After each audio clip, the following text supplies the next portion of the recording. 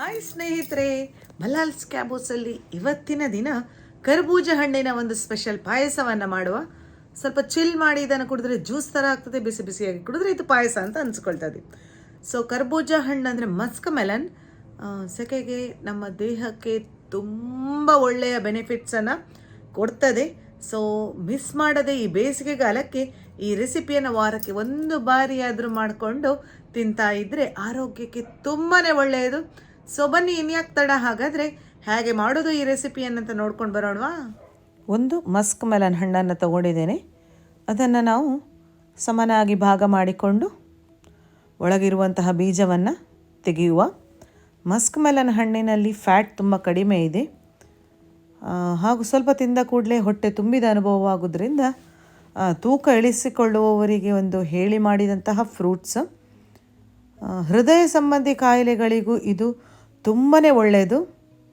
ಹಾಗಾಗಿ ನಾನು ಆವಾಗಲೇ ಹೇಳಿದ ಹಾಗೆ ಸೆಕೆಗೆ ವಾರಕ್ಕೆ ಒಂದು ದಿನ ಆದರೂ ಈ ರೆಸಿಪಿಯನ್ನು ಮಾಡಿ ಆರಾಮ್ಸೆ ಕುಡಿಬೋದು. ನಾನು ಇಲ್ಲಿ ಸ್ವಲ್ಪ ಸಕ್ಕರೆಯನ್ನು ಯೂಸ್ ಮಾಡಿದ್ದೇನೆ. ಸಕ್ಕರೆ ಬೇಡ ಹೇಳುವವರು ಬೆಲ್ಲವನ್ನು ಹಾಕ್ಕೊಂಡ್ರೆ ಆಯ್ತಷ್ಟೇ. ಸಿಪ್ಪೆಯನ್ನು ಬಿಟ್ಟು ಉಳಿದ ಪಲ್ಪನ್ನು ನಾವು ಹೀಗೆ ಸಪ್ರೇಟ್ ಮಾಡ್ಕೊಳ್ಳುವಂಥದ್ದು. ತುಂಬ ಹಣ್ಣಾಗಿರೋದ್ರಿಂದ ಚೆನ್ನಾಗಿ ಸಪ್ರೇಟ್ ಆಗ್ತದೆ. ತಿರುಳನ್ನು ತೆಗೆದು ಒಂದು ಪ್ಲೇಟಿಗೆ ಹಾಕ್ಕೊಳ್ತಾ ಇದ್ದೇನೆ. ಇಡೀ ಕರಬೂಜ ಹಣ್ಣಿನ ಪಲ್ಪನ್ನು ತಗೊಂಡು ಮಿಕ್ಸಿಗೆ ಹಾಕಿಕೊಂಡು ಒಂದು ಸುತ್ತು ಗ್ರೈಂಡ್ ಮಾಡಿಕೊಳ್ಳುವ. ನೀರು ಹಾಕಲಿಲ್ಲ, ಹಾಗೆ ಮಾಡ್ಕೊಳ್ತೇನೆ. ಒಂದು ಬಿಸಿಯಾದ ಪ್ಯಾನಿಗೆ 2 ಗ್ಲಾಸ್ನಷ್ಟು ನೀರನ್ನು ಹಾಕಿಕೊಂಡು ಸ್ವಲ್ಪ ಬಿಸಿಯಾಗಲಿಕ್ಕೆ ಬಿಡುವ. 1 ಬೌಲ್ನಷ್ಟು ತೊಳೆದಂತಹ ಸಾಬುದಾನ, ಸಾಬಕ್ಕಿ ನೆನೆಸಿಟ್ಕೊಳ್ಳಿಲ್ಲ, ಜಸ್ಟ್ ತೊಳೆದಿದ್ದೇನೆ ಅಷ್ಟೇ. ಚೆನ್ನಾಗಿ ಇದು ಬೇಯಲಿ. 4 to 5 ಮಿನಿಟ್ಸ್ ಸಾಕಾಗ್ತದೆ ಮೀಡಿಯಮ್ ಫ್ಲೇಮಲ್ಲಿ. ಇಷ್ಟ ಆಗುವಾಗ ಇದನ್ನು ಸೈಡಿಗಿಟ್ಟು ಒಂದು ಪಾತ್ರಕ್ಕೆ 3 ರಿಂದ 4 ಗ್ಲಾಸ್ನಷ್ಟು ಹಾಲು ಸ್ವಲ್ಪ ಬಿಸಿಯಾಗಲಿ. ಬಿಸಿಯಾಗುವಾಗ ನಾನು ಅದಕ್ಕೆ 2 ಟೇಬಲ್ ಸ್ಪೂನ್ನಷ್ಟು ಕಸ್ಟರ್ಡ್ ಪೌಡರನ್ನು ಸ್ವಲ್ಪ ನೀರು ಹಾಕ್ಕೊಂಡು ಡೈಲ್ಯೂಟ್ ಮಾಡಿ ಹಾಕ್ಕೊಳ್ತಾ ಇದ್ದೇನೆ. ರೆಗ್ಯುಲರ್ ಫ್ಲೇವರ್ ತೊಗೊಂಡ್ರೆ ಚೆನ್ನಾಗಿರ್ತದೆ.